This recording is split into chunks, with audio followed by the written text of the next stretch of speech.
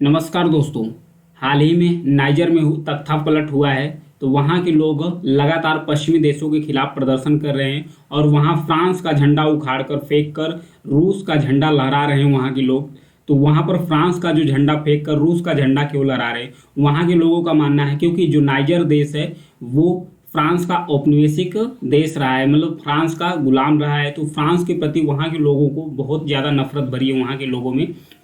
तो इसलिए वो लोग लगातार जो सेना है वहाँ पर तख्ता पलट की है। जो वहाँ के राष्ट्रपति थे बाजूम वहाँ हटा दी थी। तो सेना के सपोर्ट में वहाँ के लोग प्रदर्शन कर रहे हैं और फ्रांस के विरोध में प्रदर्शन कर रहे हैं और फ्रांस का जहाँ जहाँ भी झंडा है उसे उखाड़ कर फेंक कर और वहाँ के लोग जो रूस है उसके झंडा को लहरा रहे हैं। तो आइए जानेंगे डिटेल से कि ऐसा क्यों हो रहा है। नाइजर के अंतर्गत फ्रांस के प्रति इतनी ज़्यादा नफरत क्यों भरी पड़ी है।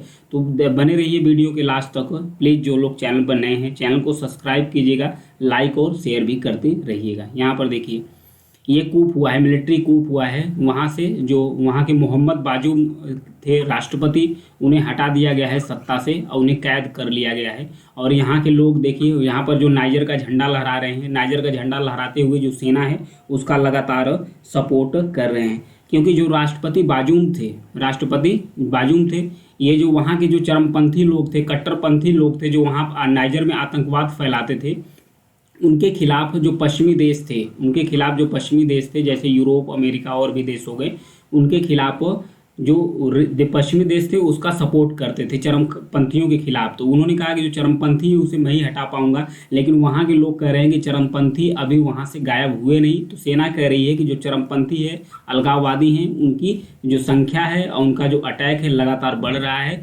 इसलिए जो राष्ट्रपति बाजूम है वो सत्ता को संभाल नहीं सकते, इसलिए सेना ने कूप कर दिया है। सेना ने कूप करके जो मोहम्मद बाजूम थे उन्हें सत्ता से हटा दिया है। वहीं नाइजर की बात करें तो नाइजर, इसको देखिए फिगर में, मैप में देख लेते हैं। यहाँ पर देखिए ये है नाइजर्स, इसकी कंट्री नियामे है। तो नाइजर्स के अंतर्गत जब तख्ता पलट हुआ था तो नाइजर में फ्रांस का एक सैन्य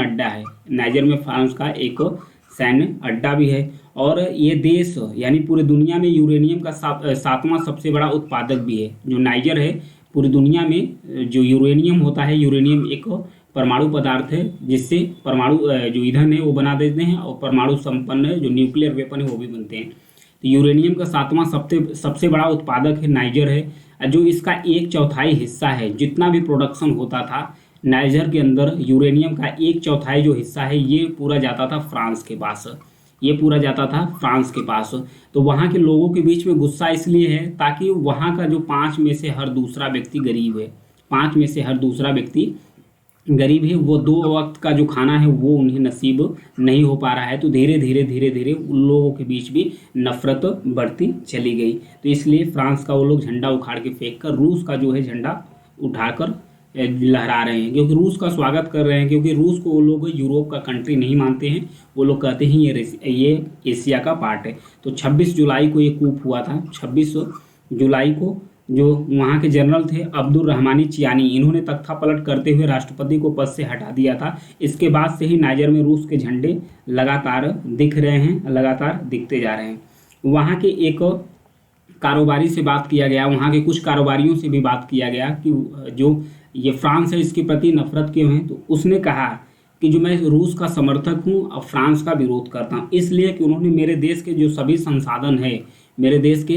संसाधन है उसका फ्रांस ने दोहन किया है। आज जो नाइजर के लोग हैं वो 2 वक्त के खाना के लिए भी मजबूर हो गए हैं। तो इसलिए मैं फ्रांस का विरोध करता हूँ।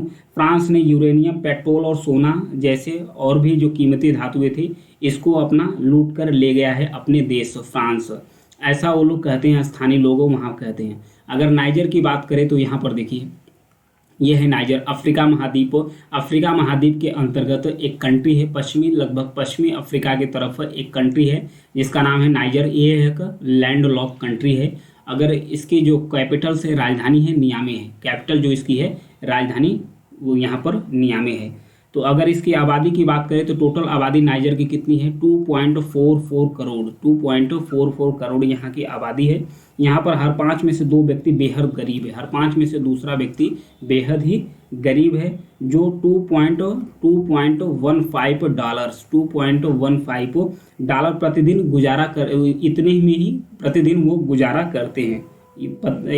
अगर नाइजर की और भी बारे में जानकारी इकट्ठा करें तो नाइजर 1960 में आज़ाद हुआ था। ध्यान रखिएगा, नाइजर 1960 में आज़ाद हुआ था। राष्ट्रपति बाजूम 2021 में, जो राष्ट्रपति मोहम्मद बाजूम थे, 2021 में लोकतांत्रिक ढंग से सत्ता को हस्तांतरित करके वो पहले वहाँ पर राष्ट्रपति बने थे, जो लोकतांत्रिक ढंग से नाइजर की सत्ता चला रहे थे शांतिपूर्ण तरीके से। लेकिन सरकार इस्लामिक स्टेट और अलकायदा से, जो वहाँ के चरमपंथी गुट थे, उससे निशाने पर जो लड़ाके थे उसको निशाना पर रहे थे। ये चरमपंथी समूह सहारा रेगिस्तान और इसके दक्षिण में स्थित साहेल क्षेत्र में सक्रिय थे। ये देखिए जो कलरफुल क्षेत्र है, ये साहेल क्षेत्र है और ये सहारा क्षेत्र है।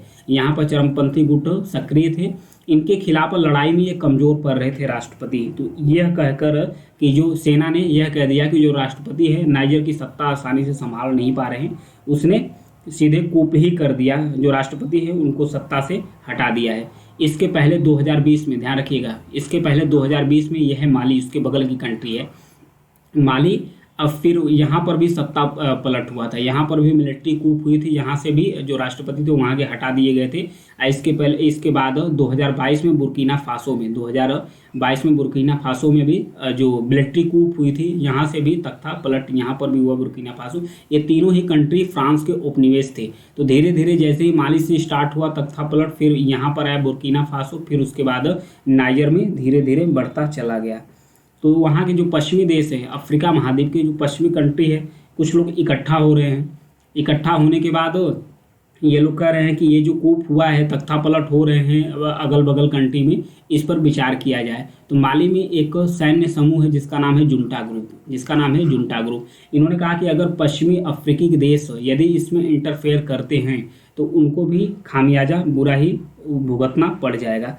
तो ये थी फ्रांस के प्रति नफरत लोगों की। क्यों फ्रांस के प्रति नफरत है लोगों की और क्यों रूस का सपोर्ट कर रहे हैं लोग? क्योंकि एक फ्रांस के साथ साथ जो पश्चिमी देश पूरे यूरोप के देश हैं, उससे भी लोगों के प्रति जो नाइजर के लोग हैं वहाँ पर नफरत भरी पड़ी है। तो इसलिए कह रहे हैं कि सिर्फ रूस है, ये एशिया का देश है, ये आएगा तो हमारे देश में खुशहाली ला सकता है। तो ये था नाइजर के बारे में, वहाँ तख्ता पलट क्यों हुआ। जानकारी पसंद आए तो चैनल को सब्सक्राइब जरूर कीजिएगा, लाइक और शेयर भी करते रहिए। Thank you.